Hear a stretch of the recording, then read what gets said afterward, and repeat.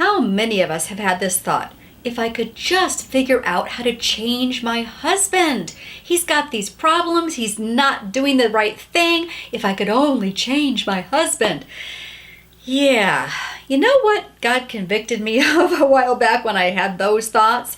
Is that actually, and I really didn't want to be convicted of this, is that I was being self-centered. I was being a bit selfish. Everything was really about me in my marriage and what would make me happy and how I could convince my husband to do things my way, because obviously that's the right way. Don't you sometimes think that, like, duh, I'm right?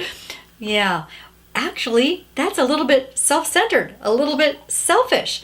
And so God really convicted me of this when I stumbled across Philippians 2, starting in verse 3, which says, "Do nothing out of selfish ambition or vain conceit, but in humility consider others better than yourself. Each of you should look not only at your own interests, but the interest of others." Whew, that's a bit convicting. You know, women are pretty good about looking at the interests of their children. If you have children, boy, we are just tirelessly working to help them and nurture them.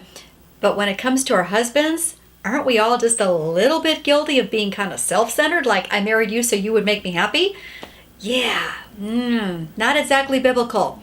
I wonder what would happen if you took this challenge. I'm daring you to take this challenge. And for like 1 week, just 1 week even, every day, look for ways to bless your husband, to serve your husband, and especially to ask his opinion on things and actually listen to his perspective. I mean, really listen.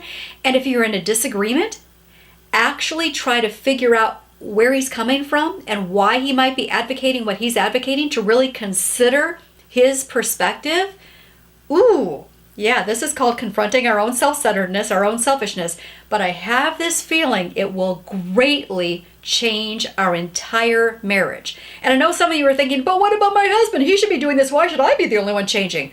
Well, let's just clean up our side of the street and see what happens as we follow this biblical principle. You can read it for yourself in Philippians 2, starting in verse 3.